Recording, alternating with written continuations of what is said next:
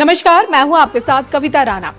भारत और रूस की देखिए दशकों पुरानी दोस्ती ऐसी है कि जरूरत पड़ने पर हमेशा एक दूसरे के काम आई है। भले ही ये रिश्ता शक्तिशाली देशों की नजरों में रहता हो, लेकिन दुनिया की कोई भी ताकत इस रिश्ते का बाल भी बांका नहीं कर पाई।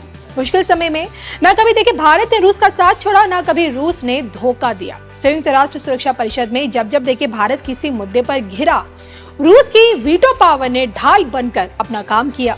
भारत के समर्थन में देखिए रूस अब तक 4 बार अपनी वीटो पावर का इस्तेमाल कर चुका है। फिर चाहे वो 1957 में कश्मीर का मुद्दा हो, 1961 में गोवा का मुद्दा हो, 1961 में ही भारत पाकिस्तान का युद्ध हो, या फिर 1971 में पाकिस्तान द्वारा कश्मीर को अंतर्राष्ट्रीय मुद्दा बनाने की कोशिश हो।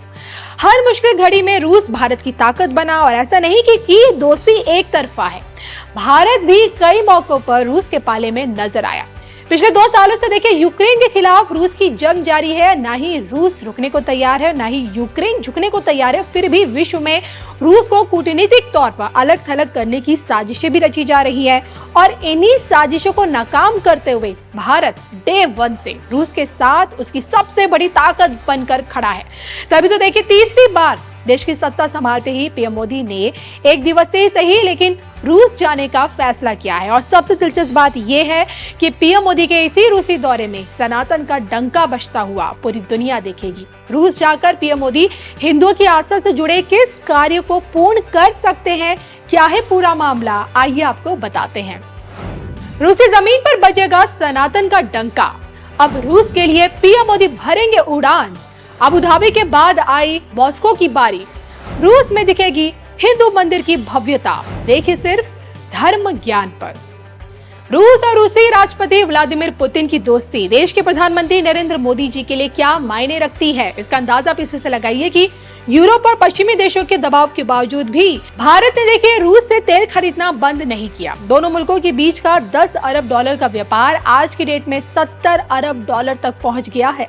और सबसे बड़ी बात यह है कि तीसरी बार देश की सत्ता संभाल रहे पीएम मोदी सबसे पहले रूस दौरे पर जा रहे हैं। एक हफ्ते बाद यानी कि 8 जुलाई को पीएम मोदी रूस के लिए रवाना हो जाएंगे।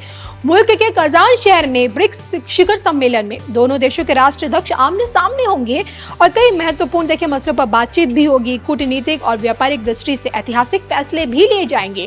लेकिन इन सब के बीच रूस में प्रवासी हिंदुओं की एक बड़ी डिमांड सामने आई है। पीएम मोदी के आने पर मॉस्को में हिंदू मंदिर निर्माण की मांग तेज हो गई है।